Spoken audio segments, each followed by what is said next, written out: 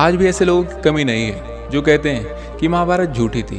उनका कहना है कि महाभारत की गीता उपदेश भी सिर्फ लोगों के मन की बनाई बातें थी, पर लगातार मिलते गए पुरातात्विक और वैज्ञानिक सबूतों ने लोगों को अपनी सोच बदलने पर मजबूर कर दिया। और ये वीडियो देखने के बाद तो ऐसे लोगों का मुंह अपने आप ही बंद हो जाएगा, क्योंकि हम महाभारत से जुड़े 7 ऐसे प्रमाणों के बारे में बात करने वाले हैं जो आज भी मौजूद हैं। इसके बाद आप खुद ही निर्णय कर लीजिएगा कि क्या सच में महाभारत हुआ था या नहीं। सबसे पहले हम बात करते हैं कुरुक्षेत्र की। यह बात तो हम सभी जानते हैं कि महाभारत का युद्ध कुरुक्षेत्र में हुआ था, जो आज भी हरियाणा राज्य में स्थित है।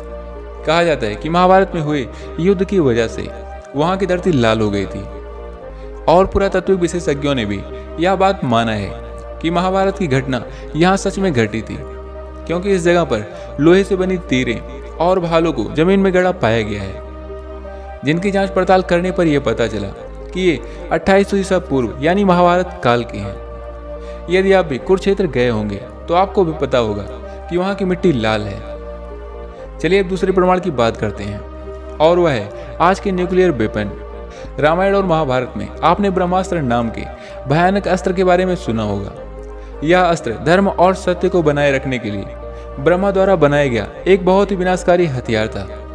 माना जाता है कि यह अचूक और भयंकर अस्त्र था, जिसे केवल दूसरा ब्रह्मास्त्र रोक सकता था, और जो इसको छोड़ता था वही इसको वापस लेने की क्षमता भी रखता था। रामायण में जब लक्ष्मण ने मेघनाद पर ब्रह्मास्त्र का प्रहार करना चाहा, तो भगवान श्री राम ने लक्ष्मण को यह कहकर रोक दिया कि अभी इसका उपयोग करने का सही समय नहीं है, क्योंकि इससे सारी लंका तबाह हो जाएगी और हजारों लाखों बेगुनाह लोगों की जान चली जाएगी। इस प्रकार ये अस्त्र रामायण और महाभारत काल में भी किसी गिने चुने योद्धा के पास ही होते थे, यानी कि ये अस्त्र ऐसे थे जो पूरी दुनिया को तबाह करने की क्षमता रखते थे।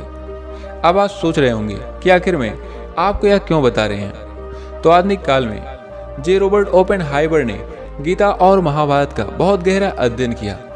गौरतलब है कि अमेरिका ने इसी वैज्ञानिक यानी रॉबर्ट ओपेनहाइमर को परमाणु बम बनाने का जिम्मा सौंपा, जिसके बाद उन्होंने महाभारत काल के ब्रह्मास्त्र के संहारक क्षमता पर शोध किया और अपने मिशन का नाम दिया त्रिदेव। उसके बाद रॉबर्ट ओपेनहाइमर के नेतृत्व में अमेरिकन साइंटिस्ट की एक टीम ने इस प्रोजेक्ट पर काम करना शुरू किया।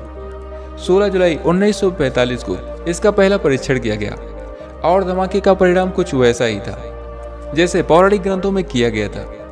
इससे सारे परमाणु वैज्ञानिक इस बात को मानते हैं कि वास्तव में ब्रह्मास्त्र, जिसको आज हम परमाणु बम कहते हैं, उसका इस्तेमाल महाभारत में किया गया था। इस बम के सफल परीक्षण करने के बाद रॉबर्ट ओपेनहाइमर ने गीता का श्लोक भी पढ़ा था, और वह खुद रोने लगे थे। चलिए आपको दिखाते हैं कि आखिरकार रॉबर्ट ओपेनहाइमर ने क्या कहा था।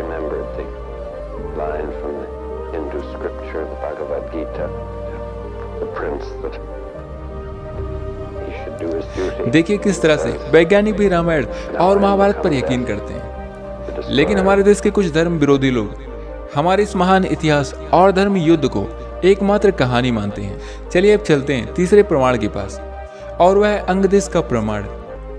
कुंती के सबसे बड़े बेटे दानवीर कर्ण अंगदेश के राजा थे, जो उनको दुर्योधन द्वारा उपहार स्वरूप दिया गया था। उस समय का अंगदेश आज उत्तर प्रदेश के गोंडा जिले के नाम से जाना जाता है। साथ ही जरासंध द्वारा भी अपने राज्य के कुछ हिस्सों को कर्ण को दिए जाने की बात कही गई है, जो आज के समय बिहार के मुंगेर और भागलपुर का इलाका है। आज के समय में हम जिसको दिल्ली कहते हैं, एवं महाभारत काल में इंद्रप्रस्थ के नाम से जानी जाती थी। तो ये सारे स्थान को काल्पनिक नहीं कह सकते हैं। सैकड़ों स्थान तो ऐसे भी हैं जिनका नाम महाभारत के समय भी वही था और आज भी वही है, जैसे कि द्वारिका, कुरुक्षेत्र, वरनावा, हिडिंबा आदि। चलिए अब चलते हैं चौथे प्रमाण पर। हिमाचल प्रदेश के हमीरपुर जिले के 16 सिंह धार के नीचे बसा एराज नौड़ा गांव एक ऐतिहासिक स्थल के रूप में मशहूर है।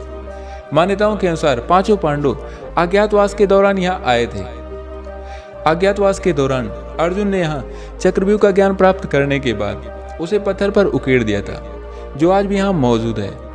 इस चक्रव्यूह को अगर आप ध्यान से देखेंगे तो इसमें अंदर जाने का रास्ता तो बिल्कुल साफ नजर आ रहा है, लेकिन बाहर जाने का रास्ता पता नहीं चल रहा है। चलिए अब बात करते हैं पांचवें प्रमाण के बारे में, और वह प्रमाण है लाक्षागृह।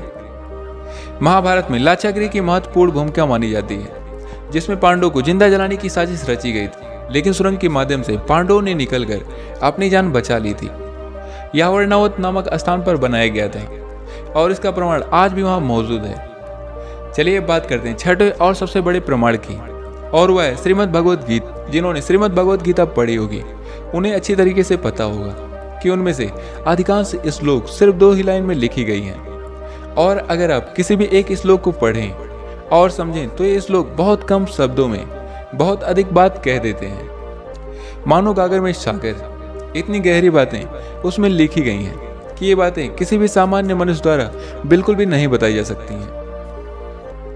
भले ही आज का मानव सभ्यता कितनी भी विकसित क्यों ना हो गई हो, लेकिन आज भी गीता में वो ज्ञान है जो गोपनीय और अद्वितीय है, जिसे एक सामान्य व्यक्ति का दिमाग सोच भी नहीं सकता है, क्योंकि इसे कोई भी भगवान या फिर महान पुरुष ही बता सकते हैं। और यह इस बात का सबूत है कि भगवान श्री कृष्ण थे और उन्होंने गीता का वाद संवाद अर्जुन के साथ किया था। इसलिए अर्जुन भी थे, और अर्जुन थे तो 5 पांडव भी थे, और 5 पांडव थे तो कौरव भी थे। इसलिए महाभारत के होने का सबसे बड़ा प्रमाण है। चलिए अब बात करते हैं वीडियो के अंतिम प्रमाण के बारे में, और वह है द्वारिका नगरी।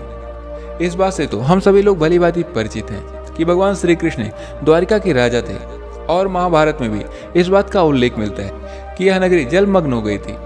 पुरातत्विक विभाग को गुजरात के समुद्री तट पर एक ऐसा पुराना शहर मिला है, और इसके प्रमाणों से पता चलता है कि ये वही द्वारिका नगरी है जिसका उल्लेख हमें महाभारत में मिलता है। समुद्र में मिले इस अवशेष से साबित होता है कि द्वारिका कोई काल्पनिक शहर नहीं था, बल्कि एक वास्तविक शहर था। तो यह था महाभारत के कुछ ऐसे प्रमाण। ये प्रमाण उन लोगों के मुंह पर तमाचा है जो रामायण और महाभारत को एकमात्र काल्पनिक कहानी